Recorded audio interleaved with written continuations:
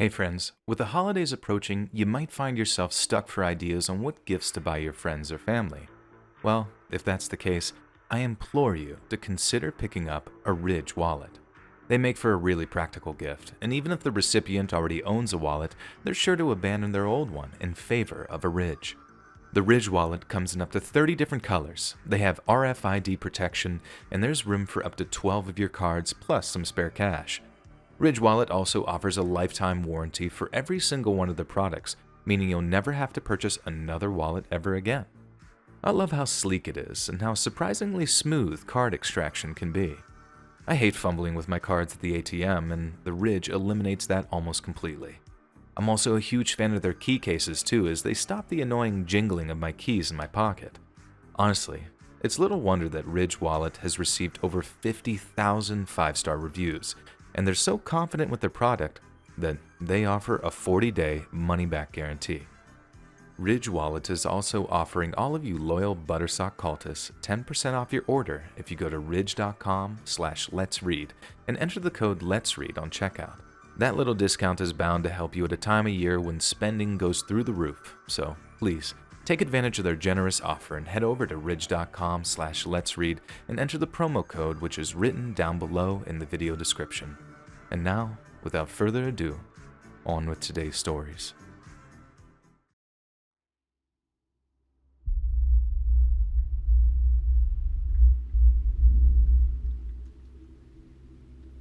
Two years ago, I moved to the UK for university, as I always wanted to go there and get away from my parents, as the situation at home was beginning to become too toxic for me.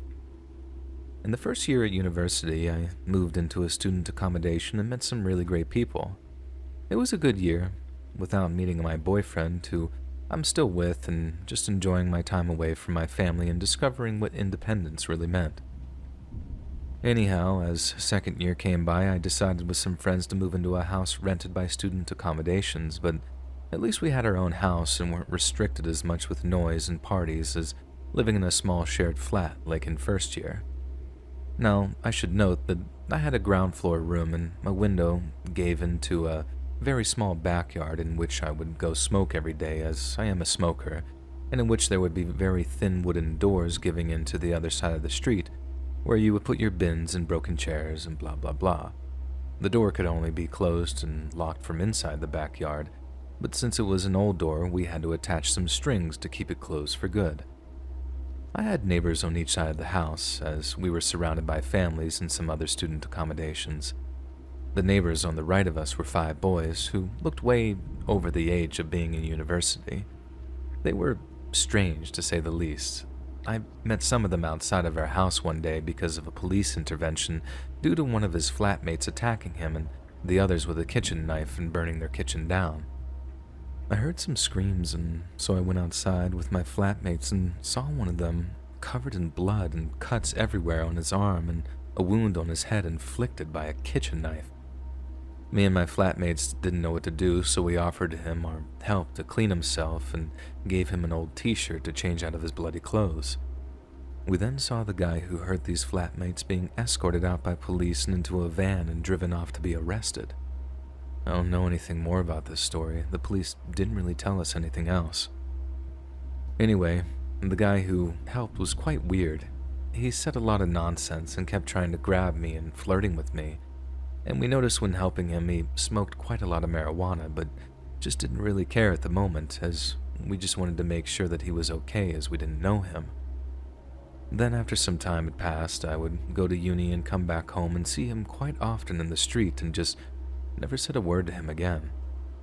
But one day, he came up to me in the street while I went to the corner shop and started talking to me weirdly, and I didn't feel comfortable at all with that for some reason, so I just didn't respond to him. He then just said, "Oh, that's okay. I'll just wait in front of your house then and we can talk further." No need to say I was creeped out and just thought that he was joking, so I bought my drink at the shop and headed back to my street, and as I turned into the street where my house was, I saw him with his flatmate sitting on my doorstep and waiting for me. So I started to panic and went back next to the corner shop and called my only guy flatmate to ask him to open the door and tell the guy to go away. But obviously, he wasn't home and no one else was either. So I literally just waited it out until they left 1 hour later and then sprinted back home and locked the front door. Now I should note, my front door had a glass panel on it where you would be able to kind of make out who was standing in front of it. After this already pretty scary encounter, I just tried to avoid the guy and mostly succeeded for a while. But then one day, as I went smoking in the backyard, I noticed that the wooden door, which is always closed, was open, and the strings that we put there to keep it closed were cut off. For whatever reason, I didn't think anything of it and just closed the door again and put a new string on it, thinking it was one of my flatmates who took the bins out and just didn't tie it back.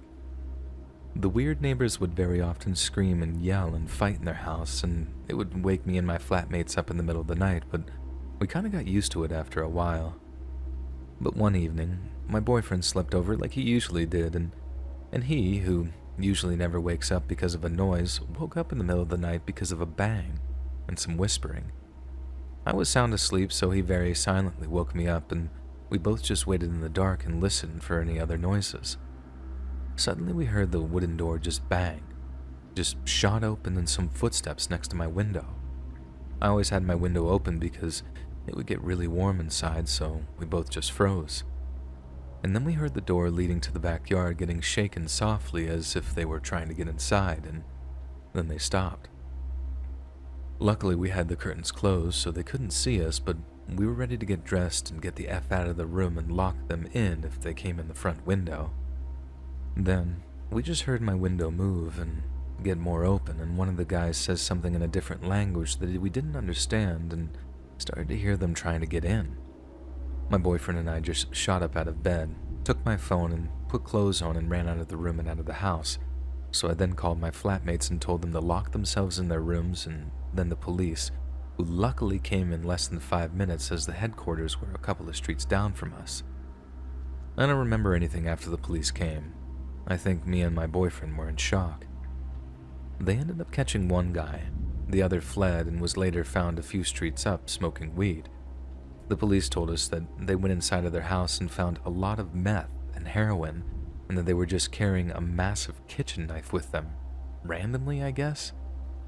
I was so confused, as I've never done anything to offend or do anything wrong to these neighbors, so the idea of them breaking in with God knows what intentions with a kitchen knife terrorized me and my boyfriend.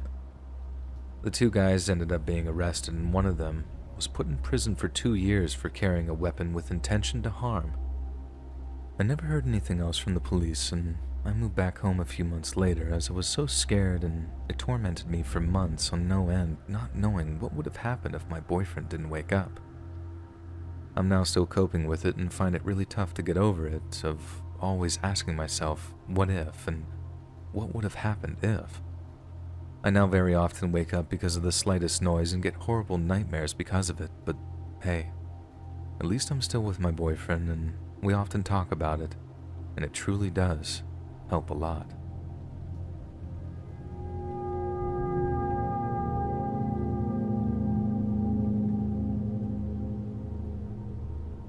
I want to share something that happened to me when I was very little, and I still have chills to this day.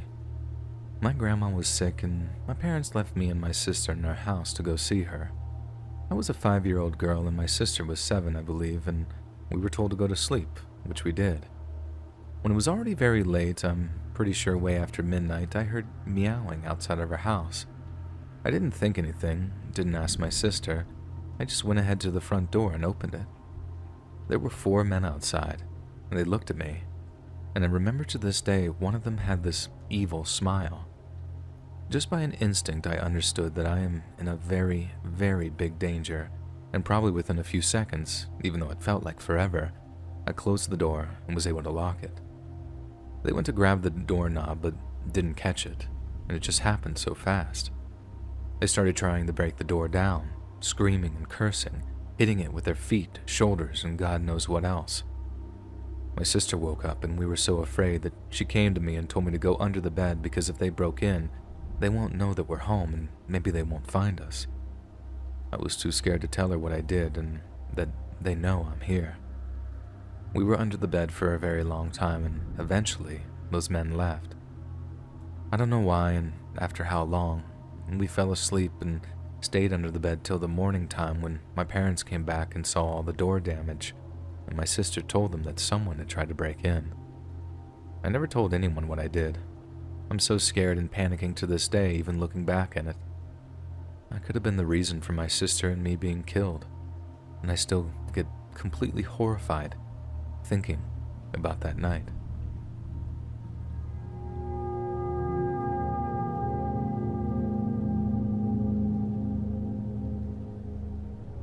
I live in a city located in a valley with a lot of smaller towns up the hills and mountains around, so it's part of the local culture for teenagers and young adults to visit these smaller areas during the winter to drink, smoke weed, and hang out with their friends. My uncle bought a house in one of these areas, so eventually I decided to get the keys and spend a weekend there with 5 of my friends. The house has 2 big bedrooms with 3 beds each and a lot of extra mattresses. At night, we decided at some point to go back inside and just chill, watching TV. But since the living room had no sofas yet, we brought some mattresses from the bedrooms and just used them. One of my friends, Victor, decided to go out to smoke, and after some minutes, we'd hear someone knocking at the window just behind us. Everyone got scared for a second, but just looked at the window and said things like, "Ah, it's just Victor." But since we were sitting on mattresses close to the ground, it wasn't easy to see clearly who it was at the window, and since the person just stood there looking straight at one of the girls, I got up to check. I saw a man who somehow looked a lot like my friend, but a bit more fat and obviously older than him. As I came to the conclusion that it was a stranger, I froze while looking at him and him looking back at me, and when I said, "It's not Victor," everyone else froze and looked at me waiting for a reaction, but all I could think was to ask what he wanted. He just stood there for a second and asked, "There's a bar nearby and we need a drummer to play with our band. Is any of your friends a drummer by any chance?" Which, weirdly enough, I was. But I told him no, and after some extra long seconds looking at us, he left. My friend came back and we made fun of the situation, making jokes on how it was him messing with us.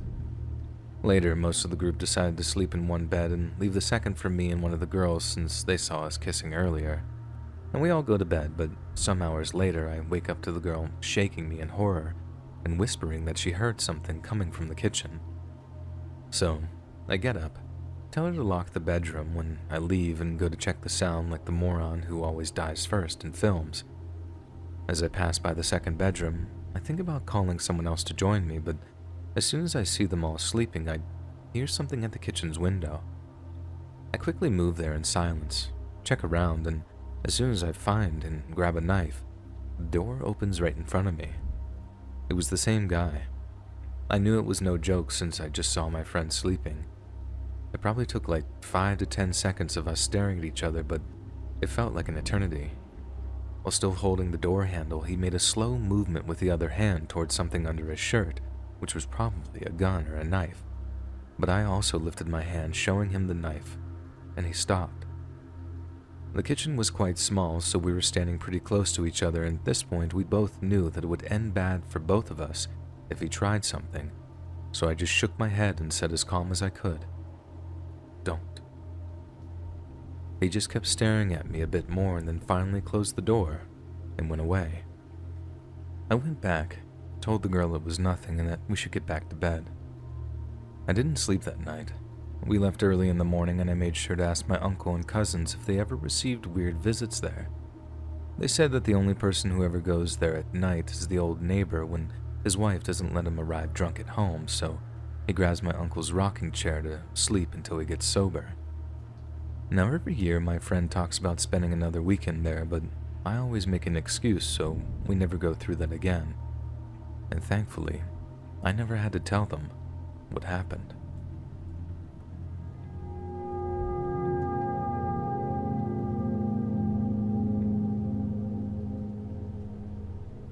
At the time, I, a 24-year-old female, had the entire lower main floor unit that I lived in to myself. I used to bartend and manage a nightclub a few blocks away and would usually get home at around 4 a.m. This night I had just finished a 12-hour shift, was exhausted and hungry, so I decided to order some food. I placed the order, get my joint rolled and ready for when the food arrives, put on a movie and wait. Eventually I hear the doorbell ring, and being alone and it being late at night, I waited to get the photos sent to the delivery app to verify my food was at the door so I didn't have to make small talk with the driver, as post-COVID I still kept the option for contactless delivery.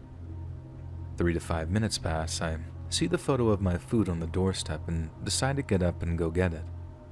My bedroom window had 5 large windows that gave me full view of the path along the house, the main street in front, our garbage area, and the area right in front of our unit's door. The driver is still out there, and now he's texting me to come out and get my food. I tell him that he left it in the perfect spot, that I'll be out shortly to get it, and thanks for delivering it. At this point, I'm waiting for him to go because even though marijuana is legal here, people can still be judgmental, and I don't want to go out in my PJs to collect my food, smoke, and see a human after working all night. He doesn't leave. He keeps texting me to come outside, and now I can hear him talking to another male voice, although my window view obscures anyone else that might be out there. The food in the photo was right against my door, and I can see him edging it away and off to the side, so I'd have to fully step out and around a corner to collect it. I keep texting him, telling him that it's in a perfect spot. I'm glad that he followed the instructions and I'll be out shortly.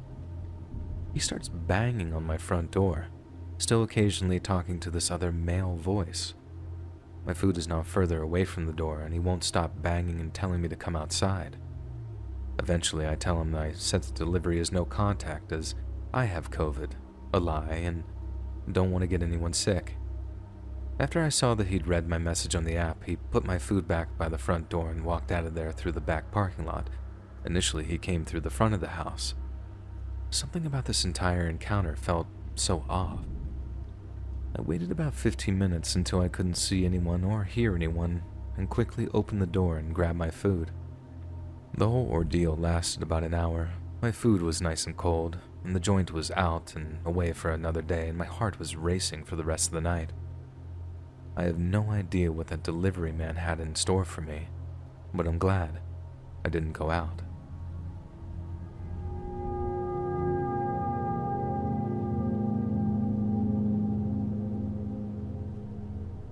This happened several years ago. I was home alone one evening when I heard a knock at the back door. This confused me as no one ever used that door. My husband and I lived in a fourplex at the time, and all of the units had a back door at the top of a narrow staircase. These doors were a little inconvenient to access, as you'd have to go around the building and up the narrow stairs as opposed to the wider main entrance at the front. It didn't make sense to me to use the back entrance, and I couldn't think of anyone who would go to that door to visit. As I approached the back door, I saw 2 tall men in the window standing at the door. A chill went down my spine. I didn't feel safe opening the door, so I called out, "Hello." One of the men tapped on the window. "Yes, hello. May we come in? We're with Brezhnev." At the time, my husband and I had Brezhnev for cable, but did not have any issues with it, and I replied, "We're not having any issues with Brezhnev. Is there a problem?" "Ma'am," the man said, "can we come in? We're servicing the area and it's important we look at your cable." I shook my head. "We're not having any issues," I repeated, "so there's no need to stop by." "Ma'am, we're visiting every resident. Let us in so we can do our job." I noticed the man grab the doorknob and try to open the locked door. I slowly grabbed a knife from our knife block and held it at my chest. "We're not having any issues," I repeated, trying not to convey shakiness in my voice, "so you don't need to be here." The 2 figures appeared to shuffle and then straighten. "Ma'am, let us in. We're on a deadline and need to do our job." I glanced at the clock, gauging when my husband would arrive home from work, and I gripped the knife tighter. "Ma'am. Ma'am." I saw him try the doorknob again. I closed my eyes and felt overwhelming gratitude of always locking my doors. And just then, a thought came to the forefront of my mind. "I'm sorry, I can't help you. Could I please get your names and badge numbers? I can give your supervisor a call and let them know our cable's fine." I heard another shuffle and one of the men replied, "No need to, ma'am. We're sorry we wasted your time." With that, both of the men exited the staircase and disappeared into the night. Shaken up, I held the knife tight and tried to get my bearings. I remember making a mental note to call the cable company or the police, but my hands were shaking so badly I couldn't hold my phone.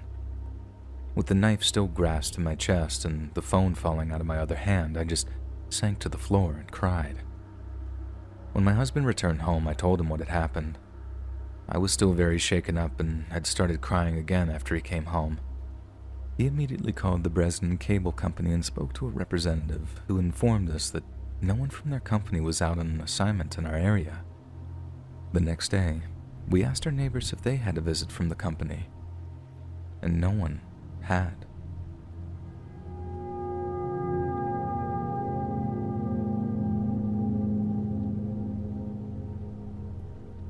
When I was in high school, I lived in an apartment complex in Calabasas, California.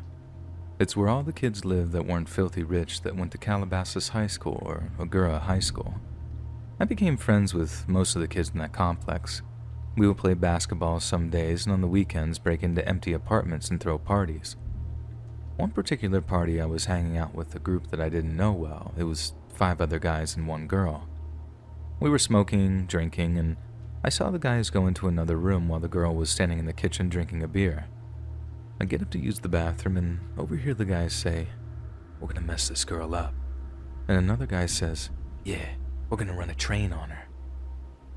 Now in high school, I was already a big kid, about 6'3" and 250 pounds.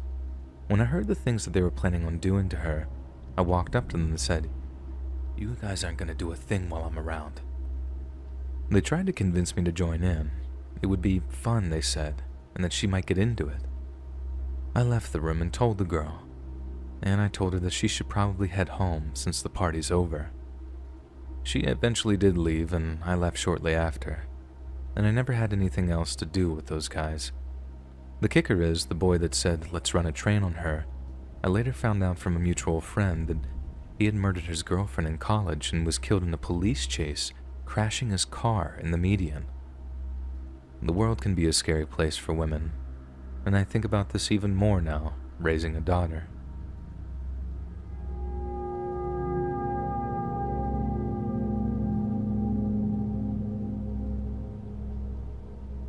Last night, my husband woke me up at around 11:50 to tell me that someone had been knocking on our door and ringing our apartment doorbell for about 10 minutes on and off. He woke me up so I could possibly ID the person. Once I looked out our upstairs apartment window, I saw the man walking to his car in our apartment parking lot across the street from our unit. He was wearing blue jeans and a gray t-shirt. He was a medium build, possibly 30-year-old blonde man. He wasn't covering his face or anything. But the thing is, he was carrying what looked like resistance bands or rope. He sat in his car for around 3 minutes while I was on the phone with dispatch. Then he came back to our door and knocked hard for another few minutes. Dispatch advised me that the police were on their way, and they hung up. I started videoing the vehicle. I read out the tag number and make and model and just watched as he put his car in park in reverse over and over again. Out of seemingly nowhere, he backed out of the parking lot and started rushing away, but not before the officer arrived and pulled him over. My downstairs neighbor knocked on my door and told me that he had been peering into our little children's windows and was pounding on her door as well. She said that her husband had left only 1 minute before he started knocking at her door. She said he saw her children through the window and that's why he continued knocking. Our doors are right next to one another, so he probably didn't know what door he wanted opened. He was watching us as well through our upstairs windows, so I turned all of the lights out and shut the blinds while I called dispatch. The police never contacted us for a statement. I've reached out to dispatch about an update, and I'm waiting to see if any action was taken. We're keeping our eyes peeled to see if he's been following us. I'm replacing my porch light bulbs with motion detectors and putting bars in our windows and door tracks. My neighbor and our families are panicked, to say the least, and he was outside for about 25 to 30 minutes. Update. I'm trained in firearm usage and now live in a state where I can open carry and the background check is really quick. We're going this weekend to get a firearm. My husband will be taking some classes as he came from somewhere where owning a gun is illegal, so he's never handled one. I'm still waiting on a call from the responding officer. I have his badge number and name, so if they don't reach out to me today or tonight, he might work third shift. I'll call the substation. If they didn't do anything, I'll go ahead and make a suspicious persons case for the paper trail. We had no odd encounters last night. However, while I was looking at the video I took, I remembered that car. I was walking my dog at 8 p.m. a week ago for him to pee, and this car was driving really slow through the parking lot and parked a few spots down from where I was letting my dog sniff. They just sat there with the car running. When I tell you my ears started ringing and I got an awful feeling, I'm not joking. I turned around and went home, didn't give my dog the chance to pee, and shut every door and window. I think this man has been stalking our apartment building, me and my neighbors. I think he wanted to get in where those children are, and I'll update more if I have new information. Update 2. It's been a week since the incident. I called dispatch today because I never received a follow-up from the responding officer. A sergeant from the PD called back to give me more information. He said that they pulled over the man, ran him to make sure that there were no warrants, and asked what he was doing. He told the officer that he was meeting up with an acquaintance. The officer let him go, with no further questions, like straight out of Jeffrey Dahmer, that show. Not only that, the responding officer is also a sergeant, and I about lost my mind.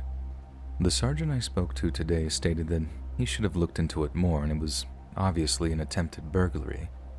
What it was motivated by is really hard to say. The responding officer is supposed to call me tonight when he gets on duty, and I'm livid, honestly. Zero due diligence for this case, but that's not even a case. No case number, just a documented police contact, and I'll give more info when I have it. Final update. The officer finally called me, and here's how the conversation went. "Hello?" I answered groggily, and it was well past midnight. "Hello, miss. I was told you have some questions about an incident a few nights ago." Yes, about Thursday. I wanted to know what that man told you he was doing. You know, he was looking in windows and carrying potential restraints. I'm not sure if that was relayed to you." I stopped him, ran his tags, and he told me that he was meeting up with a guy from a dating app. He seemed forthcoming and open with his motive for being there. Meeting up with... Wait, he was meeting up with someone by looking in windows, knocking on 2 different doors for 20 minutes? I was shocked and was still not fully awake. Like I said, he seemed forthcoming and honest with me. Yeah, well, so was Jeffrey Dahmer the first time that came to mind. With resistance bands, like workout bands? He had a lot of belongings in his car, so he probably just had them in there. Right. But bringing them to a hookup, knocking on multiple doors, he saw those little girls through the window. He waited until my neighbor's husband left before knocking. That's on tape, officer. I checked in with the apartment management after the incident. Well, I'm familiar with this individual, and I've been doing drive-thrus of your complex to make sure he doesn't come back. I haven't seen anything. If you don't have any more questions, I'll let you go, ma'am. Doesn't make sense to me, but thank you. Goodbye. And I hung up.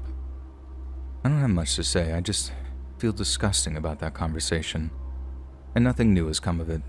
I haven't seen the man or the car, and my mind is blown at the lack of follow-up or due diligence. I live in a suburb. It's not a busy one either. The police department has a small jurisdiction. But I guess like usual, I'll just have to protect myself. Click the join button to become a member today for exclusive content. This happened 11 years ago with my ex-girlfriend. It actually changed our relationship for the worse, and we ended up breaking up a few weeks after. Nonetheless, I still remember this like it was yesterday due to how unexplainable it was. My girlfriend at the time wanted to surprise me with what she said was an overnight surprise trip. I obliged and felt like I was a pretty lucky guy for her to do something that required that much planning.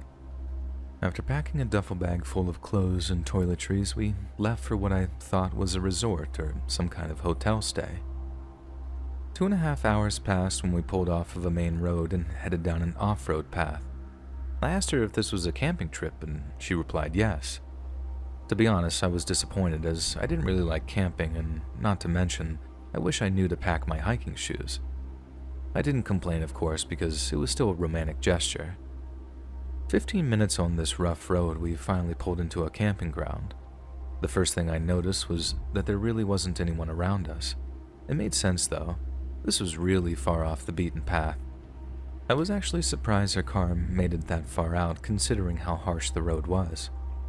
Anyway, we make a fire pit and she cooks dinner. Everything is going just fine and we are really feeling each other. We of course take it to the tent as the sun goes down and we're vibing off of each other. Yeah, it's what you would expect would happen as we begin moving things along as young college-age kids do. And this is where the first strange occurrence happens. I hear scratching noises on the side of the tent. I try to remember if we set the tent up next to brush. Maybe the wind is causing branches to rustle against the tent. Oh well, that's the woods. Maybe it's a bird or something, I thought. It stops rustling and we continue chilling as if nothing happened. Then things escalate in a strange manner. It's like the wind stopped and the environment became silent. We both felt uneasy, causing us to sort of get knocked out of our playful mood. She laid next to me as we tried to concentrate on listening to hear if there was a bear or some other animal in the area. Then it happened in an instant. Something akin to an explosion hit the tent tremendously hard. I could compare it to, say, if a log was thrown like a battering ram against the side of the tent. I say this because it literally pushed the material in forcefully and felt dangerous. A surge of adrenaline lit through my body as I felt something violent was outside the tent. I never knew if I was a fight or flight guy, but I guess my next action gives me some idea. I yell aloud, "Give me the knife and flashlight," as I scramble up and unzip the tent with tools in my hand. My first thought was that I was going to confront some psycho that was messing with us, perhaps with a baseball bat or some kind of battering weapon. I kid you not, I launched myself out of that tent and stood up in a flurry to confront my attacker. A few breaths pass as a cold feeling sets in. I do a 360 scan to nothing but silence and darkness. Maybe it was a branch that fell on the tent. No, there was absolutely nothing on the ground where the thud was heard and felt. "Hello," I yelled again and again, to no response until only a minute later in the silence, a chill spot shot up my spine. "Get the keys and get out of the tent," I said in a frantic tone as my girlfriend listened and now joined me. I looked at her car that we arrived in and noticed it was about 30 yards out by the shoddy off-road path. She didn't even need to know what I was thinking as we both just started to speed walk towards it.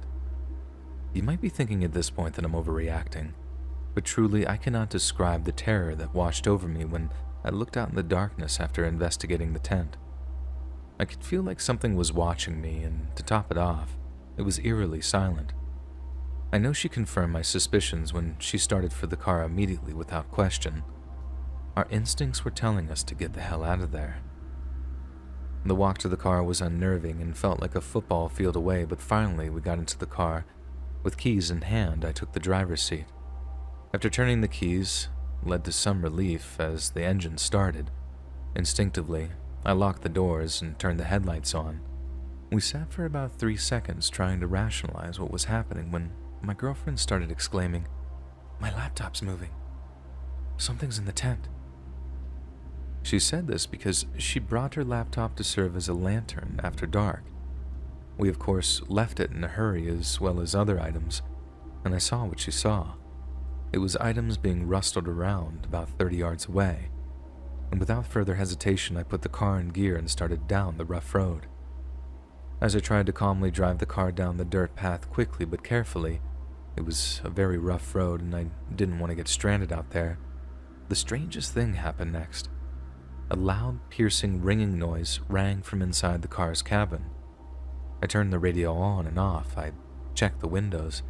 I asked my girlfriend if her car had ever made such noises, and she replied no. I asked her again if she could hear it, as maybe it was just me being under stress, and she said, "Yes, I hear it. I don't know what that is, though," in a confused, panicked tone. Now, I wanted to write this off as a car problem, but If you were in there with me, you would describe it as some kind of bell continuously ringing. It didn't sound like any car noise I had ever heard. My next instinct as I grew up as a pastor's kid, I just remember praying for 10 minutes as I was convinced it was some supernatural or demonic event. We endured the screech for 10 grueling minutes as, to my relief, it ended suddenly. It didn't fade out or go quiet. The loud ring literally stopped in an instant. I can't describe the feeling in that car when it stopped. It is so strange to look back and remember that I felt internally that the ordeal was over once the ring stopped. Everything felt normal again. The panic, the chills, all of that went away in an instant. We ended up down the road another 45 minutes and finally stopped at a trucker diner. We slept in the parking lot, or at least she did, as I was still on edge from the adrenaline dump that I just went through. In attempted bravery, the next day we went back to the camping site as the sun was up. We investigated but saw no tracks or anything except for the contents of the tent tossed around but still accounted for. I was hoping that they were missing so I could write it off as people screwing with us and plundering our tent, but that didn't seem to be the case. We were packed up and gone in less than 10 minutes as the area still just felt off. I haven't been camping since. I would go again, but the next time I want an RV or at least a relatively known location with others around. This place was the remote mountains of Payson, Arizona, far from civilization.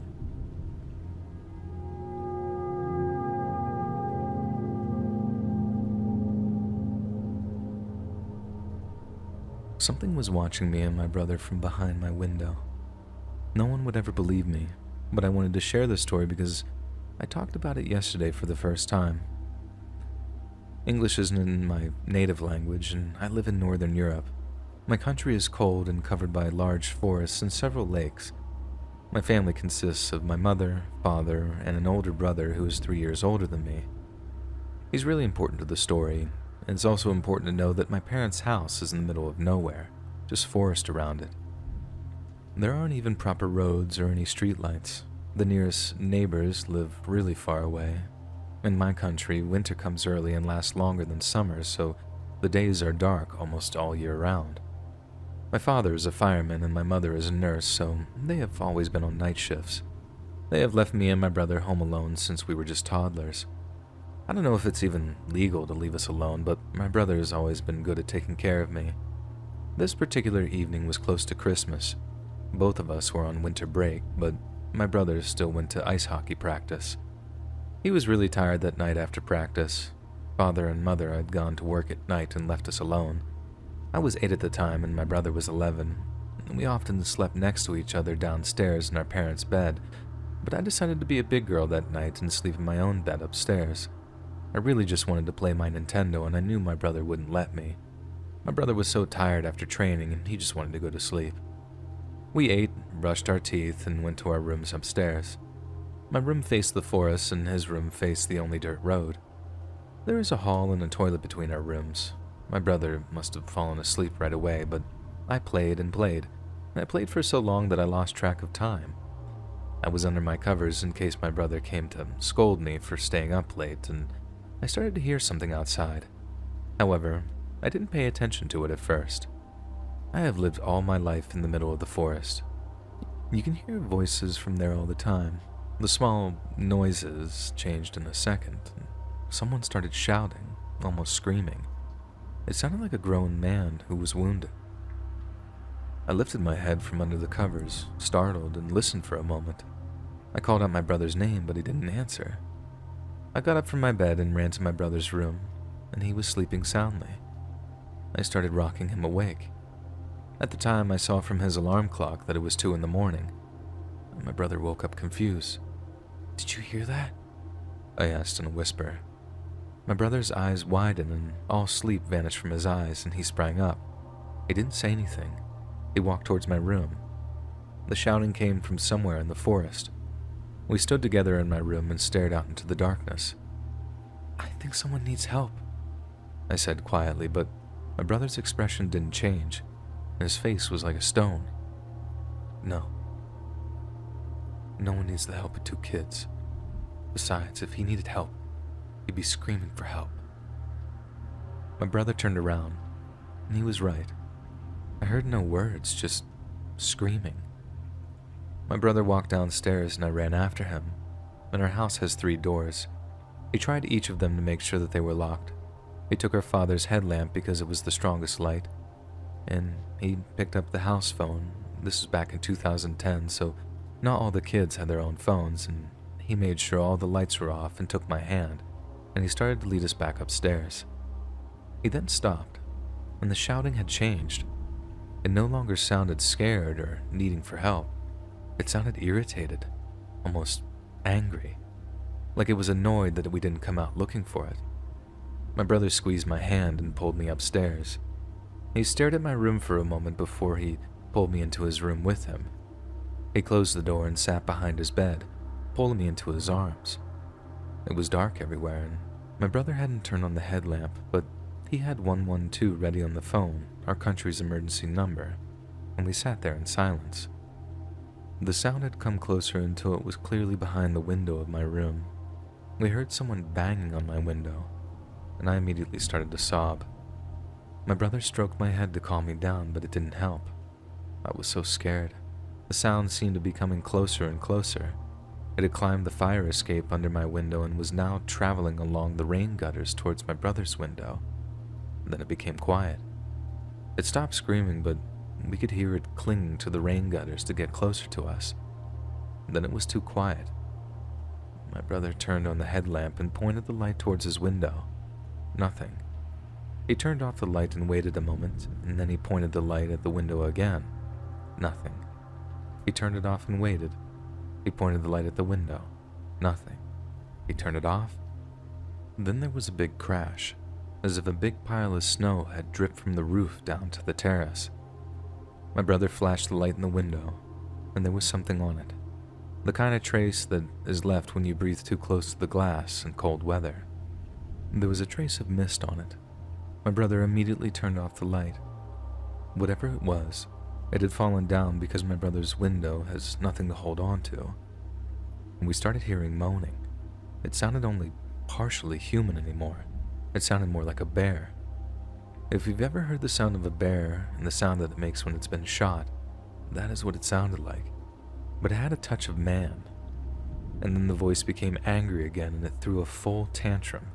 It started hitting the wall of the house. I squeezed my eyes shut and pressed my head against my brother's shirt. It raged for a while, but started to whine and moan again. It no longer sounded human at all. I can't describe what it was like, but it didn't sound natural. My brother dropped the headlamp on the floor and hugged me tightly, and we listened to the sound for quite a long time. I don't remember at what point I fell asleep, but I just remember waking up in the morning. The beautiful morning sun reflected against the white snow. I was laying on my brother's bed, and he was sitting next to me reading comics, and he smiled. Had I been dreaming?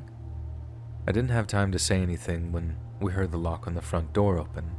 It was 9 o'clock. Dad had come home. My brother cheerfully jumped out of bed and ran to greet Dad downstairs. Maybe I had a nightmare and went to sleep next to my brother.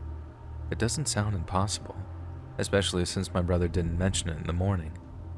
I convinced myself that I had really just had a nightmare and that it felt real, and I believed so for many, many years, until that changed. My brother came to visit me yesterday, and nowadays I live in the capital of my country, far away from my mother and father because I go to university. My brother broke up with his long-term girlfriend, and I promised that he could bunk in my place as long as he needed, and we had a lot of fun, just like old times. We drank some wine and watched a movie and just talked about everything. And then we started talking about things a little deeper, which usually happens after drinking. I turned to look out my window. Winter was coming and it was already dark. It brought back childhood memories. I told him about a dream I had when I was little, while looking at the street lamps outside. This darkness reminds me when I had a nightmare as a child. I dreamed that someone screamed behind my window and I hid in your room with you. Wasn't I so strange back then? I laughed and turned to look at my brother. My brother's 23. He's huge. He's into bodybuilding and has a blonde beard, and he looks a bit like a Viking, and I'd never seen a look on him like that in his adult. He looked at me with big eyes. He was pale, like he had seen a ghost. I freaked out a little. "What?" I asked awkwardly. "You remember that?" he asked, and it got quiet. "What do you mean? Wasn't it a dream?" I was so confused, and my brother looked really startled, as if I had dug up an old memory from his mind that he wanted to forget. "Answer me. I thought I had a nightmare." I was startled too, and my brother shook his head. "I thought you wouldn't remember that. You were so little. I hope that you'd forget." My brother looked at me blankly and told me his side of the story. He told me how I had fallen asleep in his arms from exhaustion. He pushed me to his bed, but didn't fall asleep himself, and he sat by my side all night like a guard dog. The morning had begun to dawn. The sound began to fade until it just disappeared, and my brother still couldn't sleep. He decided to start reading comics to pass the time, and in the morning when my father had come home, my brother had gone out to look for tracks, but since it had snowed all night and morning, all the tracks were covered. For the next week, my brother visited my room several times a night to make sure that I was sleeping safely. We started talking more about what happened, and neither of us ever mentioned what happened to anyone, and I asked him why he didn't call 112, but he shook his head. Who would have believed me? And he was right. It would have sounded like a prank invented by some little boy. My brother also said that he was annoyed that he didn't flash the light to the window sooner. He would have wanted to see what the creature looked like. I was just happy that I hadn't seen anything. I'm also happy to know that I'm not crazy. It wasn't a dream. I have a witness. My brother experienced it too, and he remembers it better than I do. And no one else has to believe me. No one else would believe me. Of course, it's also possible that somehow we created the whole thing in our little heads. We have no physical evidence of what happened, and it happened years ago. It's very possible that we were just kids with overactive imaginations. I'm certainly not denying that possibility. However, I'm interested to know if anyone else has experienced something similar, and if you have, did you see it? The creature? And if you did, what did it look like?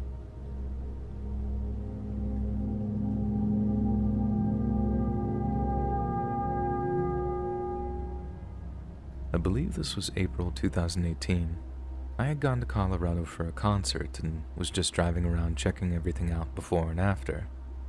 The day before the concert, I'm driving through the Rockies because I thought it'd be cool, I guess. It was already probably 9 p.m. at this point. I get to a gas station and there's an old lady with a giant suitcase. I went inside, bought a pack of Swishers, got gas, and as I was leaving, she asked me for a ride. Being young and stupid, I said, "Sure. Hop in, ma'am." Then she had me get her giant suitcase in my back seat, and we were off. The ride started off pretty normal at first. We just talked about life. She did most of the talking, mostly about her kids and family. She claimed that she was hitchhiking to Alaska for some insane reason that I can't remember now. Anyways, I had a joint that I decided to just give her and let her smoke while we were driving. I'm not really sure why. Maybe to just get her to shut up a little bit, I suppose. Eventually, she asks if I want to try her weed, but keeps mentioning how it tastes funny, which was a huge red flag, so I politely said no. She then started getting weird, talking about homeless camps where people smoke meth. Then I actually got a good look at her and realized that she was probably like a 40-year-old tweaker and not as old as I thought she was. Also, I think I saw an Adam's apple and that maybe it was a dude. Yeah, anywho.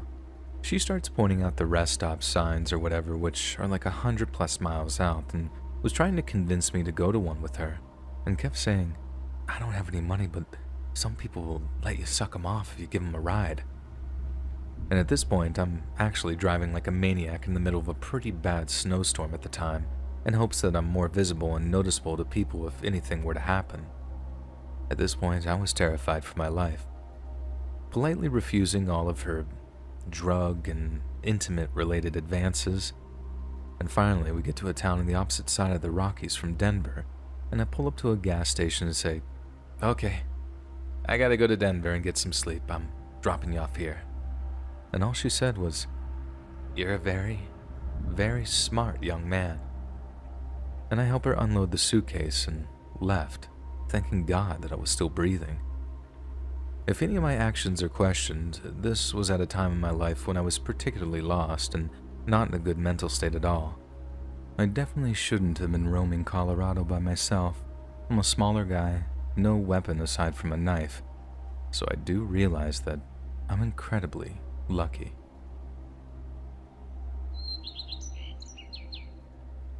Hey friends, thanks for listening. Click that notification bell to be alerted of all future narrations. I release new ones every Monday, Wednesday, and Friday at 7 p.m. Eastern Standard Time. And if you got a story, be sure to submit them to my subreddit r/LetsReadOfficial, and maybe even hear your story featured on the next video. I also accept email. And if you want to support me even more, grab early access to all future narrations and bonus content over on Patreon, or click that big join button to hear about the extra perks offered for the channel. And check out the Let's Read podcast, where you can hear all of these stories in big compilations and save huge on data, located anywhere you listen to podcasts. Links in the description below. Thanks so much, friends. And remember, the juice is always worth the squeeze.